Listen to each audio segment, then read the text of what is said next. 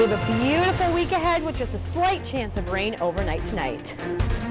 Coming up on KMOT at 10, methadone clinic. Minot City Council takes up the issue of whether such a clinic should be allowed to take root in the city. Also, shooting in Bismarck. We have the latest information on an officer-involved shooting late Sunday night that left the suspect dead. Plus, presidential election, the latest from the campaign trail and what local college students think about the candidates and the issues. And name change. One of Minot's big realtors is working as a new franchise. We speak to the owners to find out why they made the switch. Those stories plus your weather and sports are next on the Night Report. Minot may soon have the only treatment center in the state for victims of opioid addiction. Good evening, I'm Katie Firkins. And I'm Joe Skrzyszewski. Thanks for joining us tonight. Minot City Council gave the green light to an Arizona-based medical provider to open a methadone treatment clinic, but not before hearing emotional remarks from members of the public. We need this. And we need this now. The group Community Medical Services wants to open the Northwest Minot Clinic that would use methadone treatments to wean off those addicted to opioids, meaning heroin and opiate-based painkillers. And Monday night, Minot City Council granted their wish. Community members voiced strong support, citing what they saw as a dire need for the clinic. We need to help these people. It's not just those people. They're real people.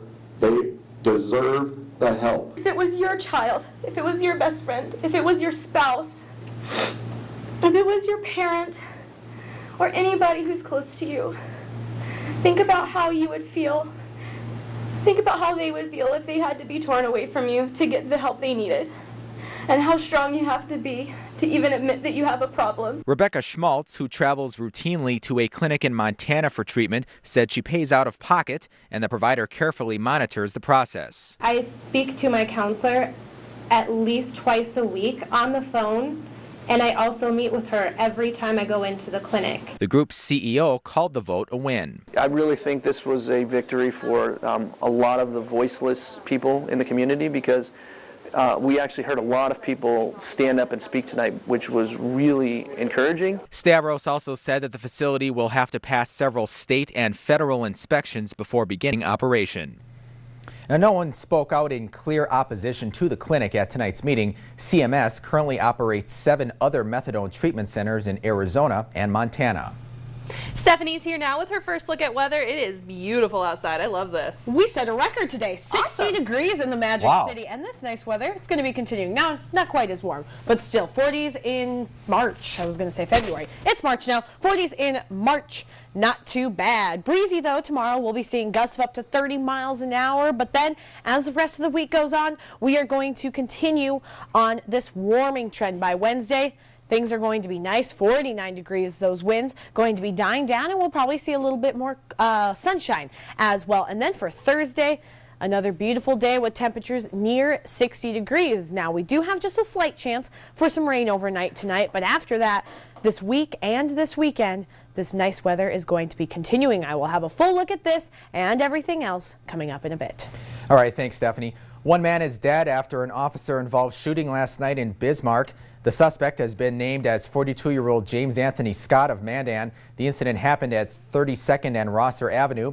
In a release, the Bismarck police say dispatch told the caller to move to an area of safety, but the caller refused. The caller then reported that the man was walking toward him with a shotgun. Police say the officer believed the suspect to be armed and dangerous.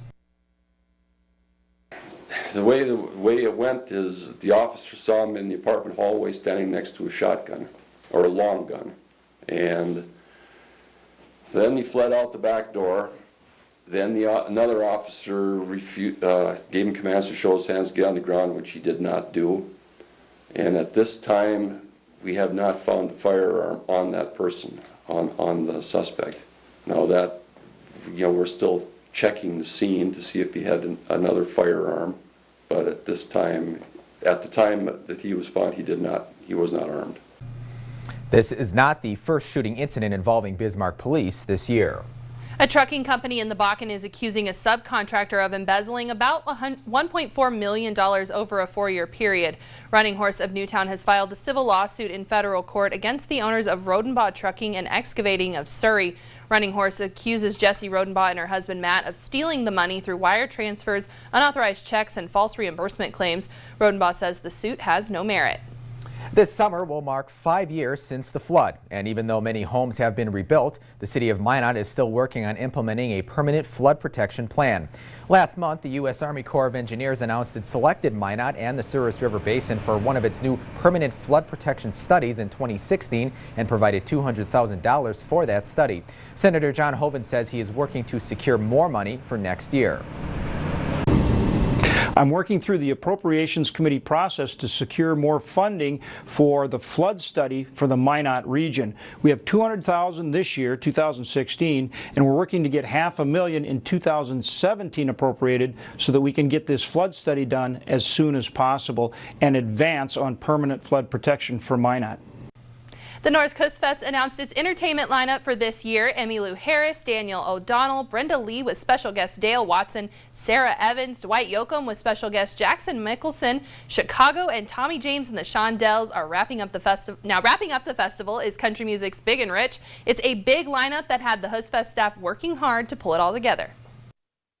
It was very, very wonderful to announce it today. It's been a long, hard push in order to get them. It's been a little bit more of a challenge this year than it was last year, but we finally got it done, and we're very proud of our entertainment lineup. North America's largest Scandinavian festival kicks off the evening of September 28th and runs through October 1st at the North Dakota State Fairgrounds. People are sending support to the Reagan family after the death of former First Lady Nancy Reagan. They're signing a condolence book at the White House Visitor Center, taking a few moments to share memories or prayers. Mrs. Reagan died Sunday morning at her Los Angeles home of congestive heart failure. She will be buried next to her husband at the Ronald Reagan Presidential Library in Simi Valley, California, after a private funeral on Friday. With just hours to go before the next string of 2016 presidential nominating contests get underway, including a critical primary in Michigan, Democratic candidates Hillary Clinton and Bernie Sanders appeared on Fox News Channel for a town hall in Detroit.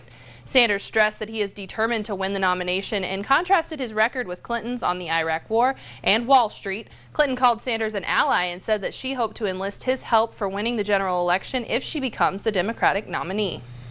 Marco Rubio says he's the only candidate with a chance of beating Donald Trump in next Tuesday's Florida primary. Rubio flatly told reporters Monday that a vote for Ted Cruz or John Kasich might as well be a vote for Trump. And the Florida senator says that to stop Trump from taking the Republican nomination, he has to be stopped in Florida. And he defended his standing in the GOP primary battle, claiming that the calendar has already passed the state Senator Cruz was best suited for. This year's presidential election has a huge impact on a younger generation. CNN reports that millennials, people born between the year of 1982 and 2000, are the largest and most demographic cohort in American history.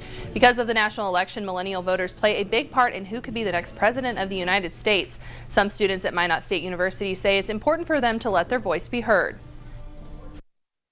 I believe in my rights. I believe, you know, all those people that worked hard to get us all our freedom and rights, and not to use it would just be a waste of time. It's pointless.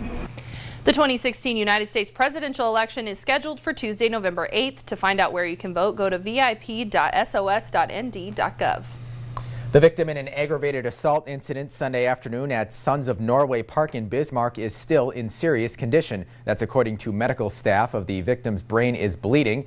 Yesterday afternoon, 3 people, including the victim, got into an argument at a shelter at the park that turned physical. They were still waiting for the 2 suspects, a 32-year-old man and a 47-year-old man, involved to be formally charged with aggravated assault. The Supreme Court today reversed an Alabama Supreme Court decision that refused to recognize a same-sex parent adoption from Georgia. The justices upheld a challenge brought by an Alabama woman after her state's highest court refused to recognize the adoption she and her former lesbian partner were granted in Georgia. In September, the Alabama Supreme Court ruled that Georgia mistakenly granted the non-birth mother joint custody. However, the Supreme Court says, quote, a state may not disregard the judgment of a sister state because it disagrees with the reasoning underlying the judgment or deems it to be wrong in the merits. After a 2-week trial and a few hours of deliberation, a Nashville jury awarded sportscaster Aaron Andrews $55 million over secretly recorded nude video shot at a hotel and posted online. Attorneys for the hotel owner admitted what happened to Andrews was terrible, but insisted the convicted stalker was solely to blame. The $55 million award will be split between stalker Michael Barrett and the hotel. Barrett will pay 51%, while the hotel will pay 49%. At least 2 North Dakota natives are competing in the annual Iditarod sled dog race in Alaska. Kelly Maxner, a dentist by profession, is in 8th place so far, but there's a long way to go. He's reached the 153-mile checkpoint. Ellen Halverson, who's a psychiatrist, is in 81st place out of 83 mushers still in the race. She's reached the 83-mile checkpoint. The race is 1,100 miles. When we come back on KMOT at 10, an update on North Dakota deer samples tested for chronic wasting disease. A record high was set across the area today, and it looks like the nice weather's here to stay. I've got a full look after the break. You're watching the Night Report at 10 with Joe Skrzypski and Katie Firkins. Weather with meteorologist Stephanie Waldrop and sports with Ben Barr. This is KMOT-TV, your news leader.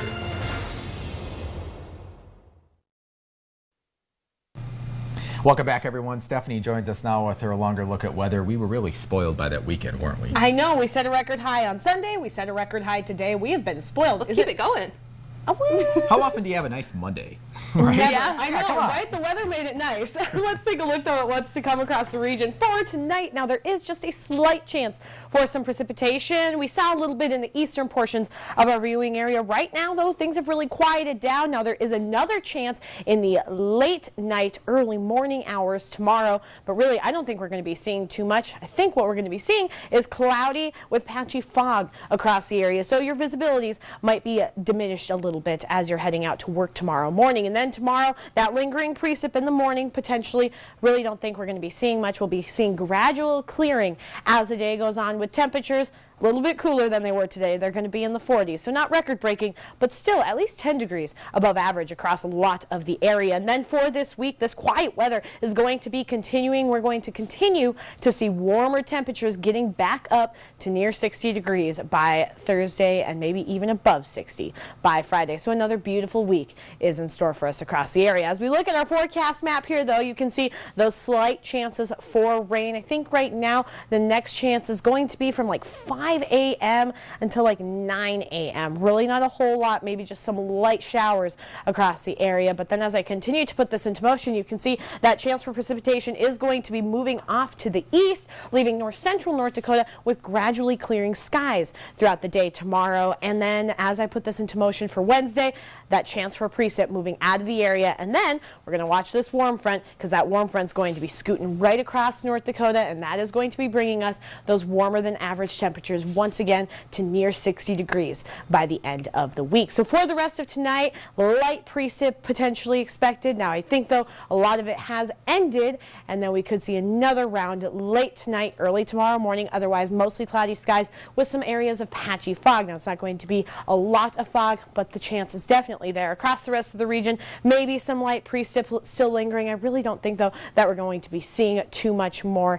maybe just in the early morning, and very, very light if we do see any. Then for tomorrow, your hour-by-hour forecast, we're going to start off the day above the regular high for this time of year, and then those temperatures are going to be continuing to get up back into the,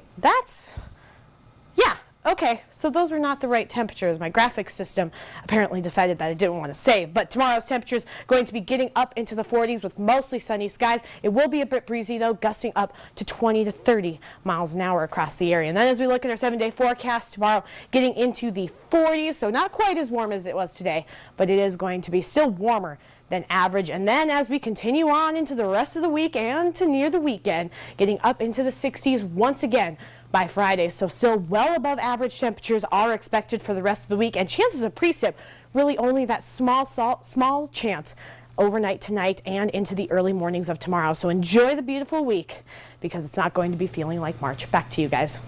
Thanks, Stephanie. All of the North Dakota deer samples collected from the 2015 hunting season have tested negative for chronic wasting disease, or CWD. Wildlife veterinarians for the State Game and Fish Department say last fall samples were taken from more than 1,200 deer harvested by hunters in the western third of the state. CWD is always fatal and affects the nervous system of the deer. Scientists have not found evidence that CWD can be transmitted naturally to humans or livestock. This year, deer will be tested from the eastern third of the state. The Game and Fish Department says applications are available online for elk, moose, and bighorn sheep season at gf.nd.gov. Paper applications are available at licensed vendors this week. The application deadline is March 23rd. 338 elk licenses are available this fall, an increase of 37 from last year. 202 moose licenses are available, which is up 70. The bighorn sheep hunting season will be determined September 1st unless there is a recurrence of bacterial pneumonia, which closed the season back in 2015. Still to come, one of Minot's biggest realtors is now working under a new name. Joe talks with the owner on why they made the decision in this week's Main Street Minute. And later during sports, see if the Raiders or Lakers moved on in the Region 6 tournament. Welcome back, everyone. In this week's Main Street Minute, a Kenmare native decided to open up his own tax and accounting firm. But first, one of Minot's big realtors is working under a new name. I spoke with the owners to find out why. Preferred Minot Real Estate is now Next Home Legendary Properties. The longtime Minot real estate business has worked independently since 2012. Now they're working as part of a greater umbrella in the industry, and owner Scott Lauser said it's a good move. What that allows us access to is technological tools, training, marketing, and support that we haven't seen in the industry for a long time. Next Home Legendary Properties, Scott speaking. Lauser said he found out about the opportunity in a chance meeting with one of the higher-ups from Next Home. He said the Lausers still own the franchise, but now they have access to modern technologies, including mobile apps for each agent. There's been a lot of research that has gone on with the millennials and Generation X and Generation Y. We found that they're very mobile. But there isn't a very good solution from a broker standpoint for mobile technology in real estate. Minot's Next Home branch is located at 400 4th Street Southwest. Across town, Minot welcomes another certified public accountant. Kenmare native Jerry Nelson has worked in taxes for much of his life, but wanted to open up his own full-time spot at 900 North Broadway. We do provide a year-round bookkeeping and accounting services, payroll if they need it. Mostly working with small business people and their small business owners. Nelson said he prides himself on giving quality one-on-one service. Most of the CPAs in the area are either not taking clients or very selective because they just can't handle all the work. Most of the CPAs are, especially at tax time, they're just swamped. Helping you get a leg up on your taxes and your way of life. Nelson also said that he is still accepting referrals, but since it is March, he may have to work with new clients to get extensions on their taxes before the March and April deadlines. Coming up next on KMOT at 10, Ben's got boys hoops highlights from Region 6 and 8. This is the Night Report at 10.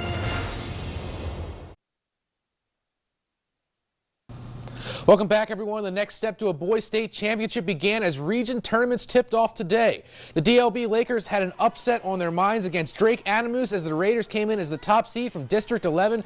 Drew Pearson finds Eddie Whitebear beyond the arc late in the game, and he lets fly, gets the roll, and drains the big-time shot in crunch time. The Lakers are ahead, but they knew they'd have to deal with Cordell Volson all day.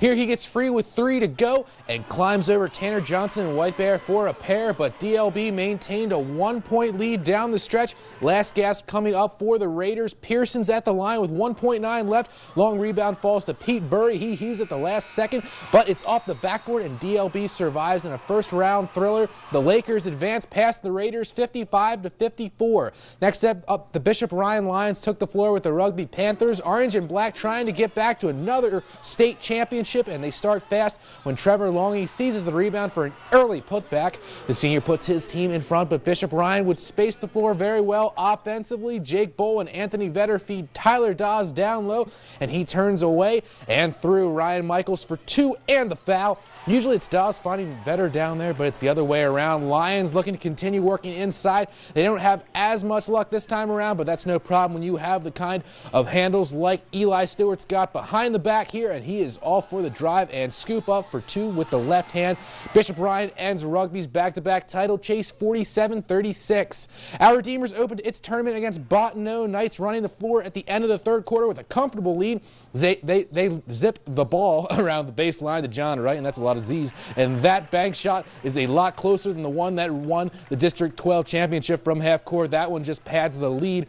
Final frame now, the Braves' Max Henry sees a path through the lane, and he crosses the timeline, and he takes no problem taking that past Tayton Mao, but Tayton would get his chance to cash in moments later. Bottineau's Brady Hahn is blocked away by Dalton Steed underneath the basket, and Mao flies the other way with Josh Van Lith in tow, but he takes it himself for the fast break bucket. Our Redeemers charges to the semifinals 83-59 over Bottineau. Sawyer capped off the day at the Dome against Berthold. Kyle Larson gets room in the corner, but he's off the mark. But Hunter Brabant is great on the offensive glass and puts it right back in. But the Bombers would answer in a back-and-forth first quarter. Berthold beats the Flash's full-court press with Garrett Hansen zigzagging his way all the way from half-court through the Sawyer defense before laying off to Keaton Borrud for two. Sawyer's got some good moves, though, coming up on the other end when they play around the horn catch. Jake Beardsley and Caleb Larson play catch before looking left. Dylan Lund fires to Josh Ulmer, and he's going to end up getting it back after yet another 1-2 really fast play for a wide open three-pointer, but it will be an all District 12 affair in the semis. Berthold wins 66-53. Out in Region 8, Parshall and Tioga got things going on day one. Pirates working well early when Jacob Porras feeds Parker Jackson, and the junior nails it, but here comes the Braves' Jelani Foote driving out of the corner and tosses one up with one hand off the glass and in, and here's one of the top players in the state, DeAndre Simpson, pulling up and hitting the rainbow three-pointer. More offensive wrinkles coming up from the Braves. Good passing, and they find big Monty Goodbird. He throws on the nice moves inside, and you can tell this senior wants to get back to the beat. Pirates still showing flashes, though. Porras rolls through with a great drive to the hole, and that one is in off the window. Parshall, though, is just too much for Tioga. The Braves roll 66-42, and on the ice, Minot State season ends with a 2-zip loss to Iowa State in the national quarterfinals. That's all in sports we have. We will be right back. And here's the right hour-by-hour forecast. Not into the 50s, but still temperatures at least 10 degrees above average. It'll be a bit gusty, though, gusting up to 20-25 miles an hour across the area throughout the day. And then our 7-day forecast, not a whole lot happening. Maybe seeing a lingering shower into early tomorrow morning. After that, those temperatures continuing to rise back into the 60s by the end of the week. Thanks for watching KMOT at 10. Have a great night.